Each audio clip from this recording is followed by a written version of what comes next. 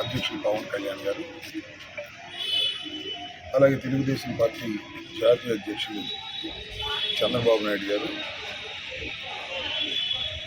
చంద్రబాబు నాయుడు గారి అద్దె ఇంట్లో అద్దెలోనా పంతుల్లా లింగమనేని వారి ఇంట్లో సమావేశం అయ్యారు, భేటీ అయ్యారు.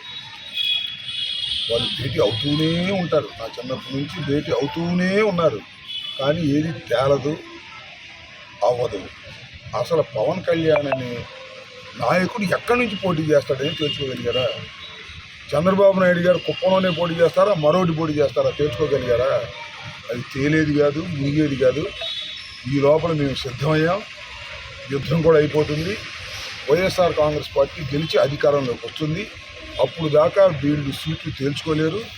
సీట్ల కన్నా ముందు వీళ్ళు నోట్లు తేల్చుకోవాలి. పవన్ కళ్యాణ్ గారు నోట్లు తేల్చుకుంటే తప్ప సీట్లు తేలనటువంటి పరిస్థితి అనే విషయాన్ని దయచేసి గమనించండి. పవన్ కళ్యాణ్ నమ్ముకున్న వాళ్ళు కుక్క తోక పట్టుకొని గోదావరి ఈదినట్టు అవుతుంది. ఆయనకి ముష్టి సీట్లు ఏవో ఇస్తారు, 3, 30, 25 ఇస్తారు, వాటితో సర్దుకుంటారు. సీట్లు ఏమో ముష్టిస్తారు కానీ క్యాష్ మాత్రం బలంగా ఇస్తారు.